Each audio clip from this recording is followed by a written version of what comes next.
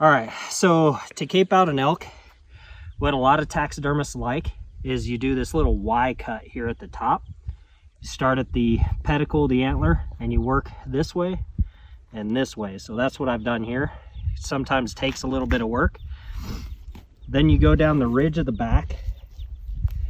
I've gotten mixed results with this on a taxidermist. A lot of times they don't like doing a long cut, but when you've got a pack out, there's really no other way to do it unless you just got a lot of time, and it's been hot here, so we're gonna try and cool them off as much as possible.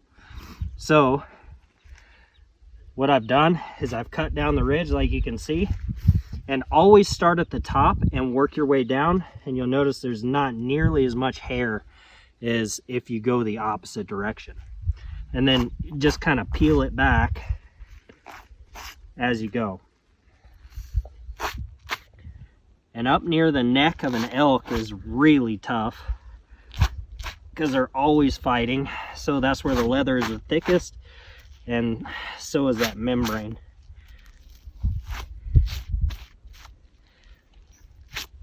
You don't want to cut your hide. So just kind of bring it back a little bit. And then I like to go, depending on what kind of mount you want, to the middle of the belly.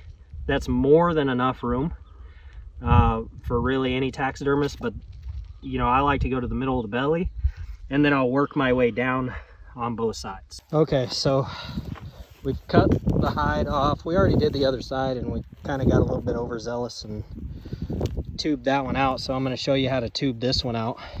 So what we're going to do is we're going to start out by cutting off this whole front shoulder. And remember, the shoulder blade, you've got a bunch of cartilage and stuff that comes up here. There's no joints or anything. So you can kind of see this little bump right here. And that's where that shoulder blade starts. You can see I push on it and it'll move the whole shoulder. So you're going to cut behind there and up. Don't go too deep because your back strap's going to end somewhere around right here. So you're just going to lightly come across there like that. Basically, you're going to follow this line like that.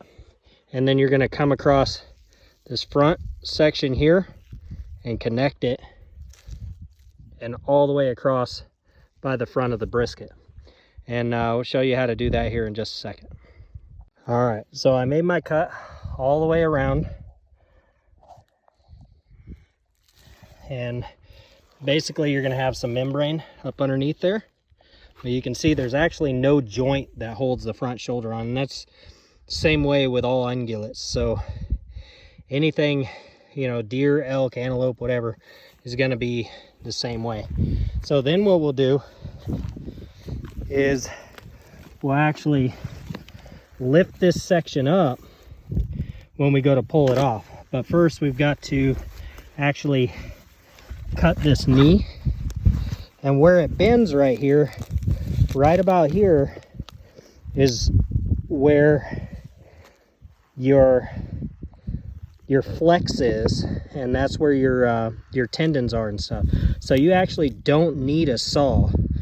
You can just ring around here, cut that tendon, and twist it off. All right, so what I've done is I peeled the hide back and just kept peeling until we got to right here where I cut off the knee. And basically you just keep flipping it over and getting one side then the other, and it comes right off like that, and it's called tubed out. So another way you could do it is actually cut it up the back side of the leg back here, and a lot of taxidermists will find that acceptable, and you can come all the way down, save yourself a little bit of time too.